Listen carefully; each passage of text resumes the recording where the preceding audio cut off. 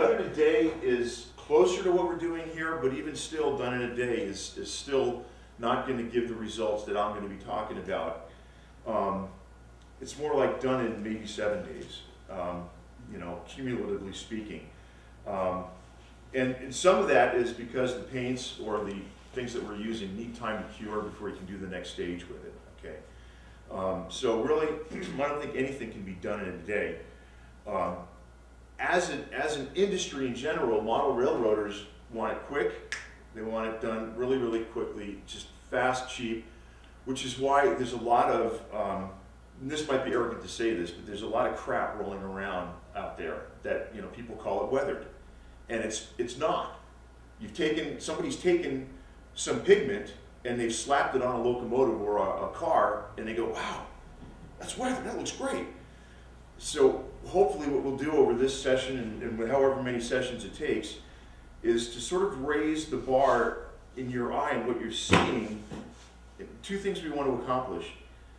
We're going to indicate weathering on N scale, okay?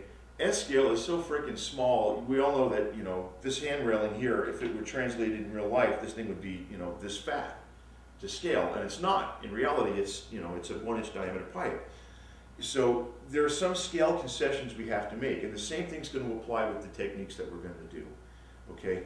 With N scale, as opposed to HO, N scale is about the entire big picture. What do these actors look like on the stage of our modules, okay? So it's not just like HO where you have a condensed vignette and the actors, the cars and the engines have more of a presence, or even like O is even bigger, okay?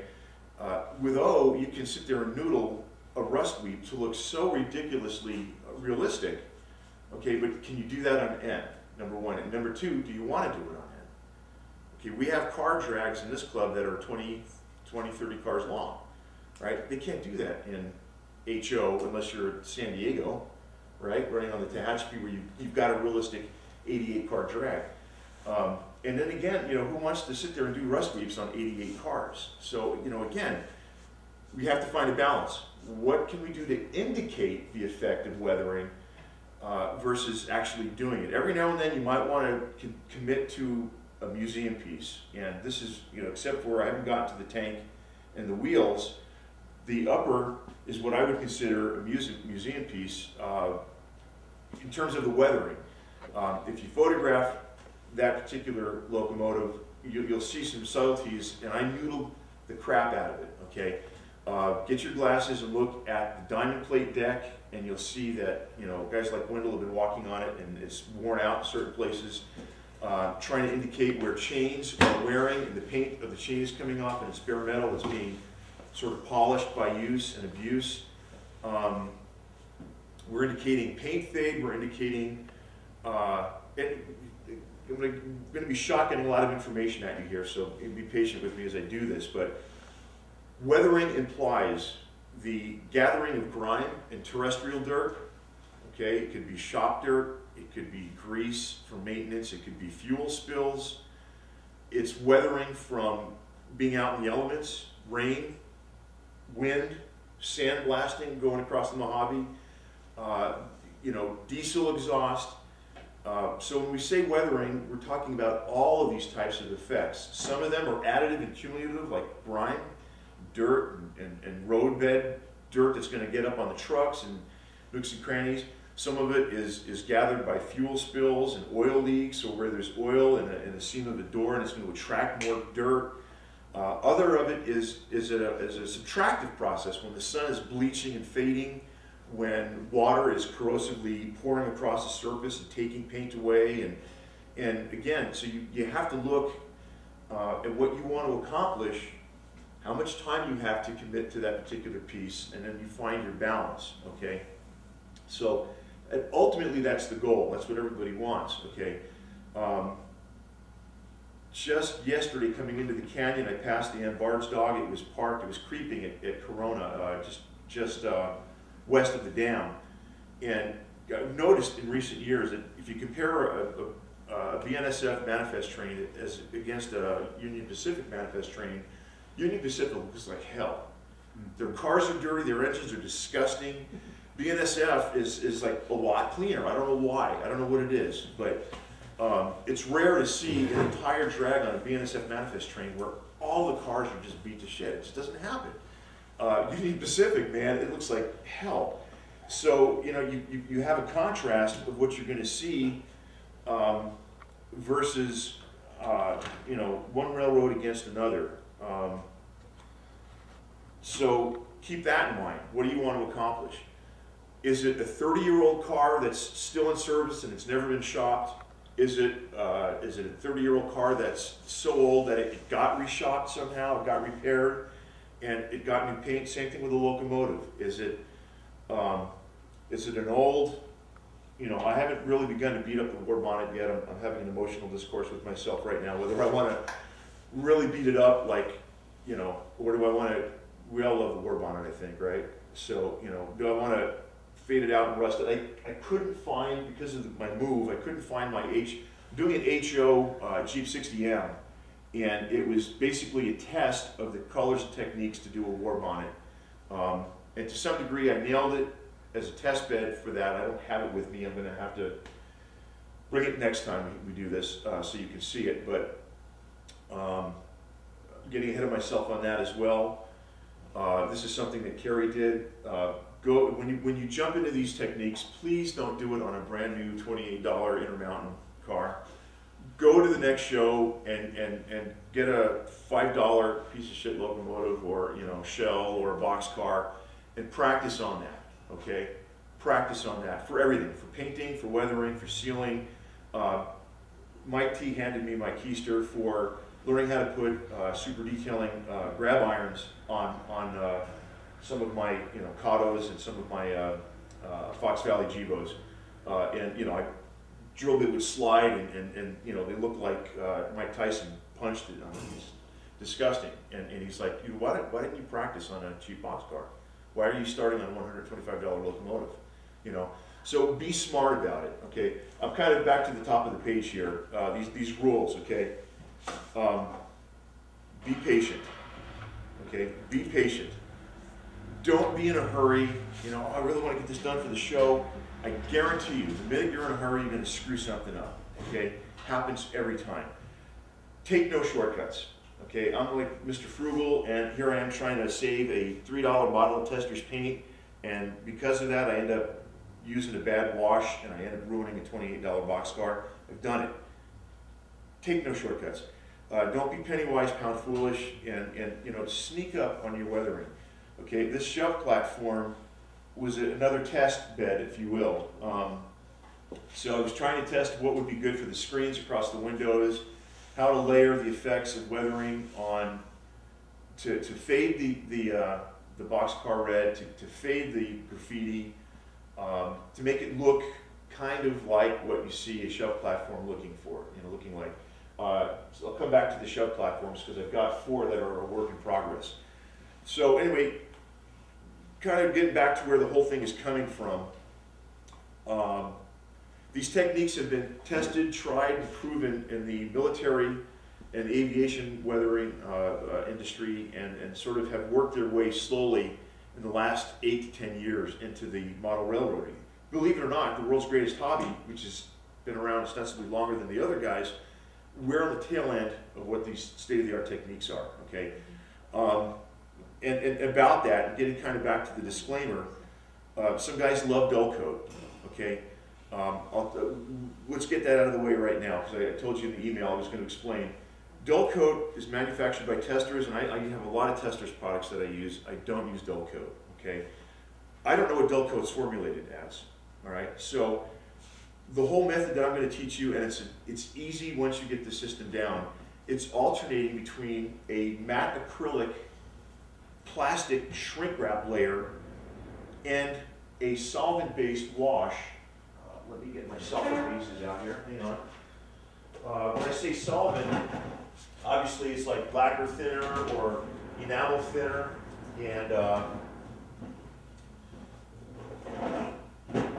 here's some of the paints. The whole idea about this is that you can make a wash. Enamel thinners here. There it is.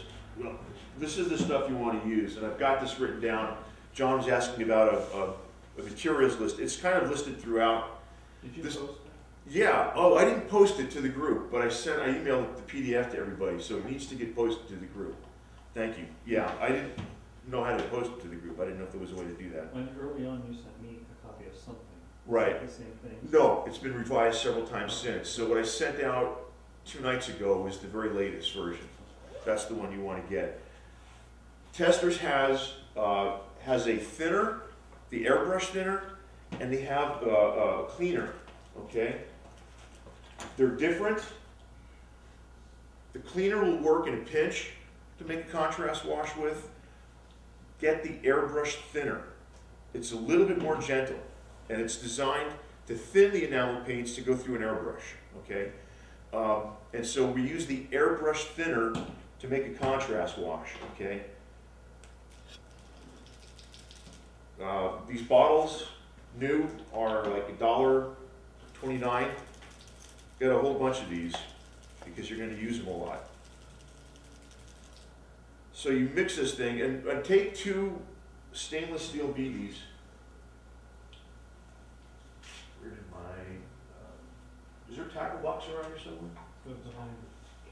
Oh, there it is. We sold that. Oops, you sold it, huh? Yeah. Okay.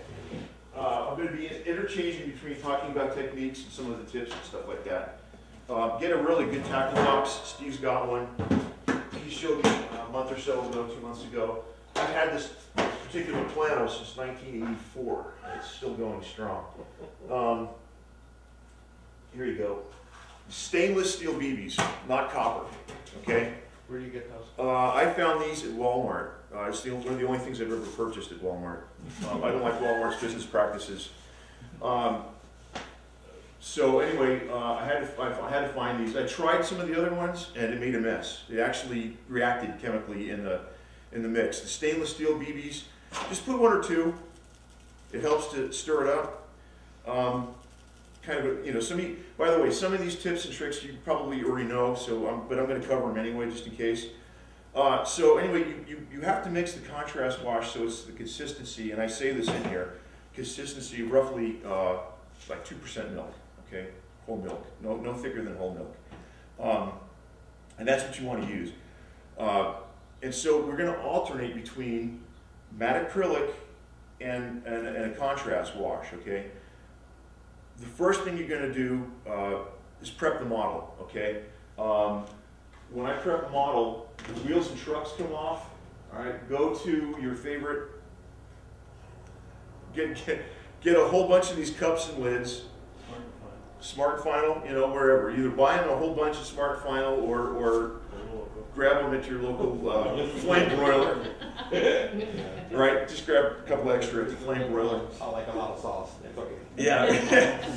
But these are great. It's my own little trick, and you just grab a Sharpie and write on there the name and the road number, and throw the wheels and trucks in there. Believe me, if you don't do this, you can mess. Really, really, really big mess. So anyway, so that's the first thing you do to prep it. The other thing to do to prep is to take the model, take it apart, and in a sink, water, and just a couple of drops of any soap detergent. Okay, a little solution. Rinse the new boxcar in there a little bit, and you're doing 2 things. You're getting any of the mold release or any of the manufacturing processes garbage out of the model, and you're getting finger oils off the model. Okay, once it comes out and you rinse that thing, you never touch it with your bare hands again until you're absolutely done, sealed. Okay, and I'll tell you why. I don't have a fingerprinted model. I've never made that mistake. Michael Gross did, and he brought it to our group one day and showed. He didn't realize firsthand when you take a picture. It'll show up. The matte acrylic will act. You know, you'll see your fingerprint in there, and especially when you get to the chalks, it's like, wow. So this is what fingerprinting is. You know, fingerprint dusting. So you want to seal it. And one of the things that I use, where did it go? It's in here. Here we go. Nitrile gloves, not the latex. Nitrile, because it doesn't, the latex can react with some of the solids we work with. The nitrile is a little less resistant. I think less than $3 less than $5 at Lowe's. Package of 30 of these things. So get the rubber glove, do all the typical guy jokes, you know. When you're gloving up to weather, you know. I don't know. Exactly. Okay. So one of the tricks that you know. So once the glove goes on, hey, the gloves. I need a volunteer. You, sir. I think they do come in sizes. I don't know. Okay. So once you glove up, I tell you, man, we're all kids. That was gonna happen. We're all kids at heart. Anyway, just make a mark. You don't have to put, well, maybe in your case put L. Put okay. me. Put L and R. No. Just make a mark on the outside so that you know literally what side is the work surface and what side is the oil surface. Okay. So you don't reinfect the model once you start working with it. But okay. So glove up and you're working with it, okay, and you're holding the model, and it all, you know what? Honestly, it actually gives you a little bit of grip, so you don't accidentally drop the model. All right, so it's got a lot of benefits. So just get used to it. Okay, for rolling stock. Remove the trucks, the wheels, the couplers. Talked about the fast food cup. Gloves at all times. Okay, so you rinse it, you dry it. Let the model dry overnight. Try not to, you know, I'm going to weather tonight, and so I'm going to wash it and I'm going to weather it tonight, okay? If you have to do that, get your airbrush. I brought I apologize. I was going to do a little bit of airbrushing today, but I don't have my brush with me or the hose. I didn't realize it until. It's kind of hard to do that then. Yeah, it's going to be real hard to do that. Blow harder. Blow harder. If you kind of hard. What kind of airbrush you got? I brought two, a decent one and a cheap one. What's the decent one? It's I don't know, I have to get it. I don't even know. All right, we may get into it later.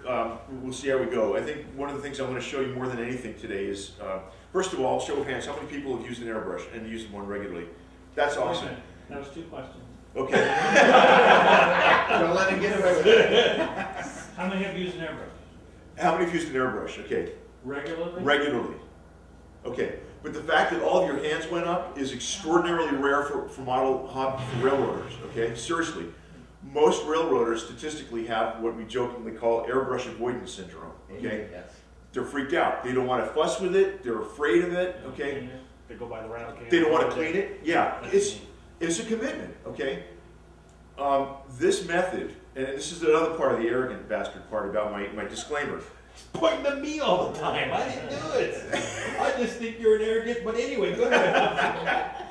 No, these methods are really dependent on an airbrush. And if you do nothing else with the airbrush, you're going to use it just for matte acrylic. Okay? So you've got your car washed. All right? The first thing you're going to do is you're going to seal it. You're going to protect the factory decals and the factory paint by sealing it with matte acrylic, okay? When, I'm going to just have this as an approximation, okay? When you're going to airbrush it, the distance is about 8 to 12 inches. Depends on what pressure you're spraying at. I get into that in here a little bit, okay? The pressure depends on ambient temperature, on humidity levels, okay? When you mix this matte acrylic needs to be mixed to a solution of non-fat milk, okay? It looks like it almost wants to separate. Non-fat milk, okay? Thin it with the recommended tester's thinner. My guru taught me to use IPA, isopropyl alcohol, okay? This is airbrush cleaner, excuse me. Beer. Okay, yeah. Beer. Try it. Let me know how. Let me know how it works out. Isopropyl alcohol will work in a pinch, but several of us in the group kept getting some really unusual results. We were getting splotches, we were getting crazing, we were getting it like it was going on dry. Isopropyl alcohol evaporates really easily, okay? So, especially when most of us are doing some work out in Southern California, it's warm, it's dry, you know, your alcohol is drying before you're really getting any results. I wasn't getting these results so much because most of my work was being done at night. I lived in Mission Viejo, the moisture layer would come in, makes a difference, okay? As soon as I said, you know what, the hell with IPA, I went out and bought some of this stuff, because if you look on the label here, it says thin with, here's the model number. Both of these numbers are in the brief. Use this thinner. Thin to a solution of non-fat milk, load it in your airbrush, okay? That's rather vague. Couldn't you do like a parts per to make like half a cc of this with 3 cc's of that? People don't drink No. He's got a legitimate question. He's got a legitimate question. Can you quantify the mix a little bit more? I can. I would say that you're basically looking at about 60% to 40% as a rough start, okay? 60-40, 60 on the thinner, 40 on this. And the reason why it's not an exact science, and that's a great question, thank you. And anytime you've got one of those questions, except for Stan, ask, okay? He fears the glove.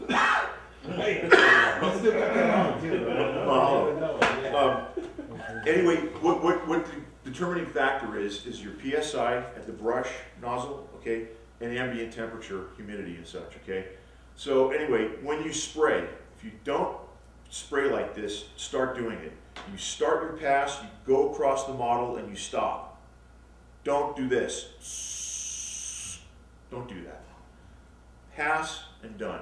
So you start your flow, and you're hitting with an even distribution across the whole model, then you cut it off. Go to the next surface. Hit, stop, okay? End. Top to bottom, left to right, because you've got the little folds inside here. So if you just go up to down, you're going to miss. Left to right. Try and follow the contour of the detail, okay?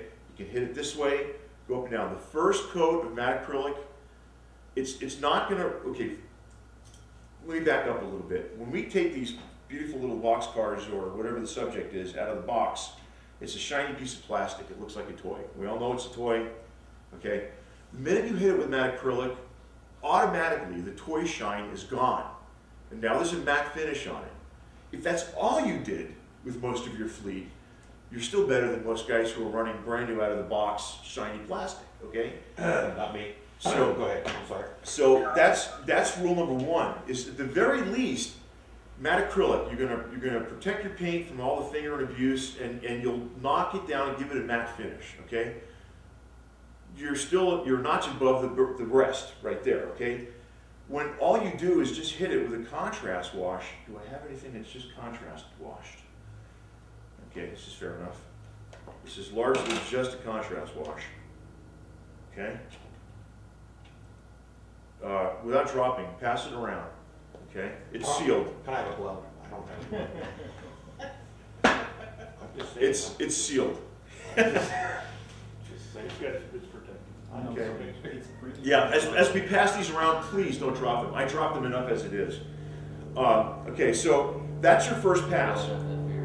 Okay? I'm sorry. This is the first step. Okay, you've washed it. If you consider that a step, that's step one. You've washed it. Step two, you've sealed it. Okay? It's the next day. It's the next day. All right? Step two would be dry then. Okay. Now I'm confused. So that's just contrast wash only. Okay? Your catch. Contrast wash and a little bit of relief. And I'll talk about that in a minute. And I'm going to demo this in a second. So we're talking right now, but I'll literally demo this in a minute. Okay? Or a couple of minutes. I want everybody to see what a contrast wash alone does. So already it's gone from, you know, out of the box to probably, dare I say, better than average. Okay? Safe to say better than average. And it doesn't have that scale that dull coat likes to leave behind. Well, there's another problem with scale coat, especially when you photograph your work, right? In scale coat, textures, and you can't control the texture. You can't control the pressure out of the can with dull coat. You can't control the texture. You don't know what it's formulated with. So if I'm gonna, you know, if I lay down this dull coat, what happens when I come on with a layer of an enamel-based thinner? Am I going to reactivate it? Guess what happens? You will reactivate the dull coat. Now what you have is goo. Try cleaning that mess up. You okay? Take the model, throw it away. Start over. Yeah, you find out what the plastic looked like when it's in the mold before you... Exactly, exactly. Yes, now I know. What? The voice of experience. No, it's Or you choose the wrong paint to start with, and then go over with dull coat, and it goes. yeah, exactly. Dull coat is going to react. Uh-oh. Chip's busting me on something. Oh, here we go. What are you busting me on, Chip? I showed him how you did the underneath. Oh, yeah, underneath matters. I'm sorry. Trucks, couplers, wheel faces, it matters. Now, for guys in end scale, that's a full-blown commitment. Do you want to keep your job and keep your wife, or do you want to weather? Fun. Hey, like my wife says, better in the garage than at the bar. Some wives will say that. Mine's Some pretty. wives will say that. No. Until they figure out what kind of bar in the garage. Which one costs less? Why don't you be like most men, take up drinking and stop spending so much money on? That's funny. That's funny. It's very true. Okay, so Excuse me, Mike. Yes. Just kind of general question with spraying with acrylics. okay, I always have more problems with them because I think they're drying very rapidly and drying in the nozzle. yes, And then you just gotta clean it all out and start all over. yes. Yeah, it's a commitment. Once you start, you better keep going. Yeah. There's a retarder. Hey, Mike, how you doing, man? Pull up a chair, man. Come on. We've kind of just gotten started. We're just shifting out of first gear into second, so you haven't missed too much. You missed the glove portion though, bro. So. Yeah, it goes back to what you were saying about when you got splotchy results using the alcohol, it dries before it even hits the model. That's why you got the blotchy results. With the acrylics, you can have the same problem. Right. Thin with the universal acrylic thinner, first of all. The only acrylic I spray is matte acrylic. Okay, now, I've talked about using testers, enamels, or Model Master. You all know that Model Master is testers. It's the same, just a different brand. Same, comes out of the same factory. Okay. The reason why I like the enamels, and I was taught this, I love Flowquill. Great paints. Okay. If I'm going to do an undecorated and I'm going to build it from scratch, I'm going to paint it from scratch, I'll reach for Flowquill. Okay. Now, once the base paint is on there, seal it with matte acrylic. Don't do a contrast. I talk about this, or I'm going to emphasize this right now. Don't do a contrast wash with Flowquill. I've got a Fox Valley Gevo that I almost destroyed. In fact, you know what? This, all right, I wanted to get the colors really, really accurately. It was this model. Okay, if you look at the BNSF, it's got a nice little fade on one side. Okay, that was totally accidental. I sealed it with matte acrylic, and I went and got the Flowquill BNSF orange and the BNSF green, okay, to work, because I got the two colors. I prepare my contrast wash, I go at it, and all of a sudden I'm relieving the contrast wash, we'll talk about relieving in a minute, and I'm starting to pull off the paint, and I'm like, what is going on? And I realized Flowquill is made out of a more aggressive thinner, okay? It's like a lacquer-based thinner. Okay, it's great paint for airbrushing. Don't contrast wash with it. The solvent in Flowquill is so aggressive, it ate right through the matte acrylic. Okay, so that makes the saliva from Alien, the creature Alien, you know, and Flowquill are the only things that'll eat through matte acrylic. Okay, so use it to spray things in general. Okay, I use it for weathering my track. Railroad Tie Brown and Grimy Black. Don't use it as a contrast wash. While I'm on that, never use acrylic as a contrast wash. The whole point of the contrast wash is that you make a solution out of the enamel thinner and the pigment, the paint. You slop it on there and you relieve it. I'm going to demo that in a second. Okay. The way you relieve it is you take a Q-tip or a sponge, you get it wet with the solvent, the airbrush thinner, damp off the applicator, and then you wipe away the excess contrast wash from the bigger areas. That's what leaves just behind The grime in the grooves. the grime in the grooves, okay? And that grime in the grooves is what helps pop the contrast between this little detail, that little nook and cranny, and these expansive spaces of flat color, all right? It's in the name, contrast wash, con wash for short, okay? So the whole technique is really in relieving the first layer of paint that you put down. Okay, if you want to do different colors, what you can do is you put down color A, you relieve it, seal it with that plastic barrier, so what work is done is now sealed and done, protected. Come back over with another layer of contrast wash, different color, whatever, and you can layer it up and build it. All right. So you seal between each step? You can. If you want to do a museum piece, you can. You get one color right and you go, I like it, it's done. I don't want to damage what I did there. Seal it with matte acrylic, all right, with the matte acrylic. Wait for that to cure, then come onto it with another contrast wash, okay? And you can alternate between the plastic shrink wrap layer is what I call it, and the solvent or the reactive layer. And you go back and forth, okay? When you're all said and done with the contrast wash and you've sealed it with matte acrylic, now you want to take it to the next level, which is where, in this particular boxcar, these rust weeps, this was my aha moment, okay? I spent 3 years trying to use Model Master, whatever this is, rust, Model Master brown, Model Master whatever, and different brushes, and I'm trying with copper wire and toothpicks, trying all these ridiculous methods to try and get rust weeps that look. I brought one as an example of what not to do. Where did it go? Here it is. Here it is. Here it is. My first rust weep, okay? Big, huge rust gash, right? This would look great on HO. It's totally bullshit on N scale, okay? So this is what not to do, okay? Take a look at it, pass it around. What's your dry time between layers? Like you're saying layers? If, Like it's still- yeah, you're, I think, It's the I- size of it. I think it's, I mean, You mean because in real life it would be like this? in real life it would be shot. It would, like, you couldn't run that tree. You know, it's like, That's the rip track. the car would be on the rip track waiting to be scrapped or, you know, repaired, okay? It's completely unrealistic. More part, almost a place where we interrupted you. Can I ask? a Go ahead, question about please. paint? The paints that modelers use are basically water-based and solvent-based, right? Correct. And the acrylics, then you're talking about sealing with it, it's water-based. I have a huge collection of local paints which are solvent-based. Right. Now you're saying don't use them. For What contrast solvent-based paints are you using? I'm using Tester's enamel, Model Master's enamel, and Tester's, Aztec, Model Master, all the same family. I'm using their thinner. I'm using this stuff. So this whole big collection of local I have this now. No, useless. I would say that it's not useless, because if you're going to scratch build scenery, if you're going to scratch build a car, if you're going to do some of that, use the flow quills. Okay, you can mix colors as well with flow quill.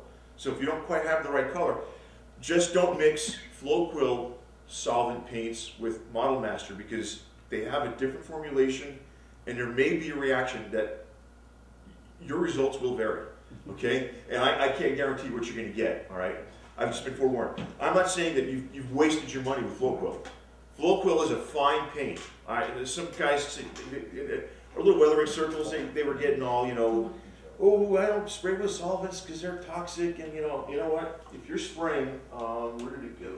That's a lot of the fear is how to deal with it and how to clean up the airbrush properly Right, with the solvents. right. I understood, agreed, and I share that. The kids come out in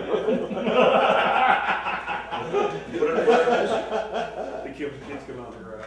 Wow. Okay, here we go. But you can have to go outside. Okay. Whenever I spray with solvents, I will wear this. Okay, I will wear this. Put it on, let's see. Darth Vader. He's got the gloves and he's got Okay. the I'm a little more lazy when I'm spraying acrylic. Yeah.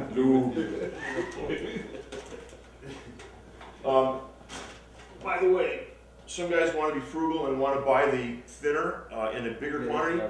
This is the cleaner, not the thinner. Cleaner for the brush. Cleaners for the brush, cleaner for the airbrush. If you have to spray the enamels, you use this to clean with, okay? Mic tip. Here's another mic tip for you. When you're doing contrast washes, okay, invariably you're going to contaminate the vessel that you're dipping into to get clean washed with when you do the relief process. I'm going to demo this in a minute. After a while, you have to write off that is, I can't wash with this, I can't use it to dilute, to create a wash with. All right, so just write on there clean, you know, and just reuse it, but use it only to clean brushes, all right? And after a while, when this gets really, really bad, it's just a slush bucket. Like, if I'm gonna mix this, I wanna throw this paint away, throw it in there, seal it up, toxic waste, dispose of it, okay? So, you know, I've got several of these in various stages of, so this is clean. I still use this one for a contrast wash. Actually, no, this has been devoted to brush wash, okay? So I just write on it, being a little bit, you know, ridiculous about it, but, So what's your dry time again? I never Yeah. heard the answer there, the Mr. dry time, you wanna give, I've pushed, you know, I've sealed it, and I won't touch it for the next day. You know, it'll probably be ready to go in a couple of hours, realistically speaking, but I won't touch it. Try and let it go for a day before you come at it. Contrast wash, I've done a contrast wash, and an hour later I relieved it. Okay? That's pushing it. My guru says a day between everything, but Rome wasn't, you know. So, you know, hey, I want to get going on this. You know, I have this weekend to do that. Okay, so I was getting back to the aha moment. I was visiting family in Vegas before I moved there, and relying on some art center experience. So you know, we've all read, maybe you haven't. Some guys would use artist oils. Okay, the oils are good because they stay reactive for a long time. As you can move them around, it's malleable, it's cleanable. It doesn't dry in a hurry. You can sculpt your rust weed, do all that kind of stuff with. But they take forever to dry. Okay, so I went out and I got some burnt umber. All right, and I made a solution because it was an HO scale trick to weather trucks and wheels in a hurry. All right, so I went out and I committed to this, and I bought, you know, $8 tube of oil, and I did this wash thing, and I realized, you know, when I dipped my first set of N scale trucks and wheels in there, and it came out like solid rock, and I'm like, well, that was kind of a waste of time. So what else do we use? Okay. I've done a whole 2-hour session on this technique alone, and Michael Gross has run with it, and a few other people are catching on. Not that I'm saying I pioneered anything, but Arrogant son of a, anyway. absolutely, absolutely. Designer's gouache. Oh, I invented Yeah, designer's gouache. What about, that. I invented that. you invented that. Thank you. Arrogant son of a, anyway. Thank you. No, designer's gouache is a watercolor. Okay, relatively toxin-free. Okay, it's a little bit of a price. You're looking at anywhere between $5 and $9 a tube. Believe it or not. It goes a long way though. But this is going to last you a long way, and I'll tell you why. 2 reasons why gouache is going to last. I'm really jumping ahead here, getting into gouache, but we're going to do the how-to on gouache another day. All right, it's too valuable to just pass over today. But the reason why I'm bringing it to your attention now is I want you to compare the rust weeps, okay, of, here, we'll do this. Less likely is anybody dropping if we do this. We'll put it here, okay. I was in Vegas, I was screwing around, and what I did was I used the gouache on this boxcar, and in the relief of the gouache, getting, you know, with this flat brush I was using, getting these perfectly vertical strokes, it was wiping some of the gouache away, and the color was mixing on the boxcar. It was creating perfect colors for rust. All right, I've got a photo of the car that I was working from. Caught it at Hill 582 on this one lashing going downhill. So take a look at the rust weeps on this boxcar as compared to what I consider a failed experiment here. Yeah, just take a look at the two and compare. And tell me which ones look a little bit more realistic to your eye. Okay, and I think the gouache is hands down. The other thing about the gouache, here's another Mike tip for you, is get yourself, we'll come up on this, but a $3 plate at IKEA. You know, I went through every size imaginable, mixing paint bowl, the little cups, and all this kind of. This is 50 cents a piece. yeah, exactly. Yeah, just make sure it's white. okay? Not any other color, no chickens and flowers on it, right? You seal it up with, you know, with some cellophane here, you know, saran wrap. This stuff will reactivate the minute I get it wet again. Okay, I've been working off the same palette for a couple of months now. The paint will reactivate? Yeah. Yeah, it's watercolor. Okay, and if I screw up a rust weep on the model, it's sealed with matte acrylic, right? I just take a wet little cosmetic sponge and wipe the whole thing off and redo the rust weep. It's unbelievably controllable, completely predictable results, completely editable.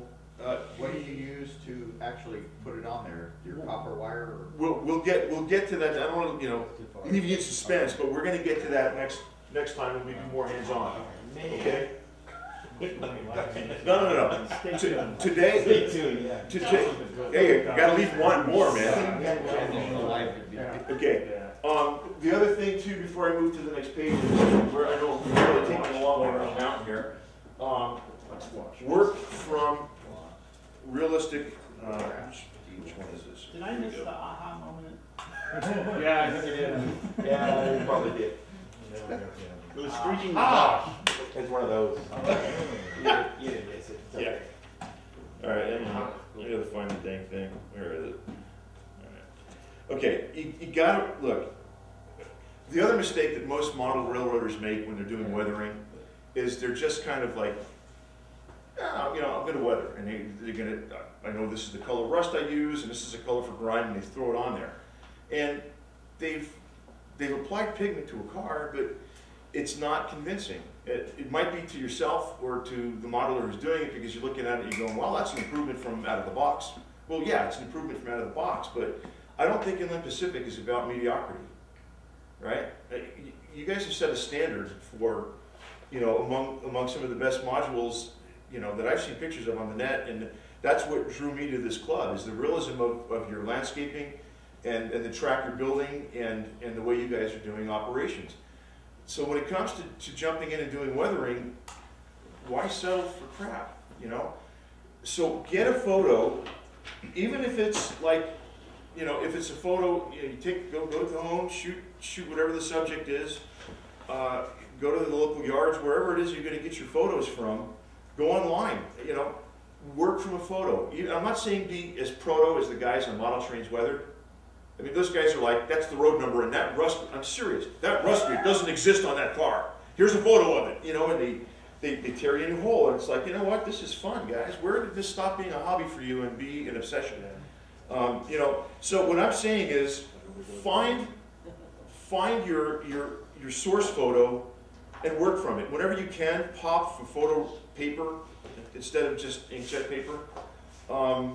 You know, and you get a library of things, you know, and resources, and you've got it. Okay, and you can always refer to it and you can always go back to it. The Shove platform. Okay, that's inspired by a series of photos from the Shove platform. Okay, you've got to work towards realism. Why? Is because when you see with your eye, it's like trying to teach a kid how to draw. All right, it's better to teach a 3-year-old how to draw than a 7-year-old, because by the time the human is 7, and you say draw a plane, to do the Egyptian thing. Here's a fuselage, and there's a wing, and there's another wing, and I know that it has engines, you know, and it has windows. The way Stan draws. Thank you. And what's wrong with that, right? But if you ask a 3-year-old, you know, draw this plane. Now look at the relationship of this wing to this and that. And I did it. A friend of mine wanted me to give his 2 sons art lessons, and we were going to draw Daddy's Fiero. And the point is, drawing from your intellect or drawing from your eyes.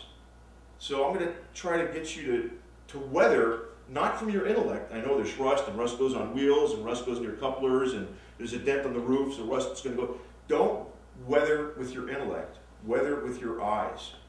Okay, that's the biggest rule you cannot violate. All right. So getting back to that blue box car. All right. Hang on, I got a picture of it here. I know it. There it is. All right. Okay. That was you know, so that was the inspiration for that car, and you know, relatively speaking, I kind of nailed it. All right. Now, getting ahead of myself again, but we'll come back to it. contrast wash is going to make something typically darker, all right? You're adding grime, rust, accumulated dirt, okay? This blue boxcar faded, all right? So it's a two-step process. The first thing you're going to do is you're going to seal it with matte acrylic. The next thing you want to do is mix, and this is where float coat will come in, is you're going to mix a lighter shade of that blue, okay, and you're going to spray the whole thing. That's one way to fade it, is to try to match the color blue and ghost light coat it, okay? There's another way to fade, and it's a little bit easier, okay? Model Master or Tester's sand. Write that one down. Here it is. Model Master sand. Number FS33531. Okay? You'll find it where, in the section that has military. Yeah, thank you, Steve. Military colors. Yeah, pass it around. It's a putty color. Okay? It's a little bit warmer. Badger, bring it on. Yeah, we can do that. We can work with Badger. So the sand, what I do when I want to feather, like this right here, okay? After I did a contrast wash, I took, diluted, thinned it out, and just did a couple of passes with sand. And sand keeps it warm, like sunlight, but it's not adding white to it, so you're not going to get chalky, or it didn't go pink so much, okay? And so sand is a really good go-to to fade your paint. Now, you're not going to use sand to fade, a war bonnet silver, okay? You will use sand to fade Uncle Pete yellow, okay? I don't have an Uncle Pete locomotive yet, but are you giggling at Uncle Pete? Oh, no. You know I run UP, but that's okay. Do you run UP? I do run UP. Okay, that's fine. No, that's good. I never heard that term, but go ahead. Eric, You never- No, go ahead. Gomez chases you around. I'm just kidding. Trying to. So, okay, so then you let's say you've sealed it, you've done a contrast wash, then you're gonna fade it to get to that chalky. It's been out in the sun for 20 years. First? You can do a contrast wash first, then fade it, then come back in and do another contrast wash. Okay? Why not? Because in reality, you're kind of replicating the stages of what happens. You know, it's a new car, it's going to get dirty, then the dirt's going to fade with time, sunlight. And if you don't like the layer, you can start over again. You could. Because the previous layer is still secure. Because Right. you already sealed it. Exactly. Thank you, John. And that's the benefit of doing this, you know, on and off with the sealer. You can build up these layers.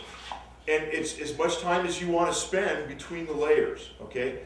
Now, if you're hearing one thing from me, it's a commitment of time. It takes a little bit of effort. Every now and then, I would encourage you, knock yourself out and try and do a museum piece, okay?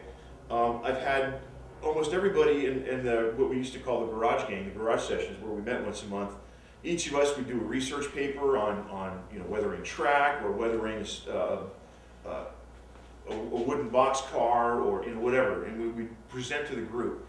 And over time, we built up quite a lot of research and a lot of papers and such. And everybody in the group kept pounding on me for not entering this. I'm not saying it's a work of art. They were. I still think it needs a little bit of work.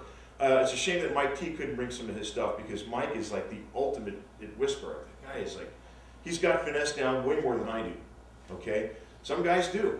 He's great. I mean, he puts lift rings on his locomotives. I love it. I can't do that. I feel like Gigantor. You're doing it like, why? Exactly, man. But it helps. Not lift rings, but grab irons were enough for me, man. Grab irons, every other word was, Son of a.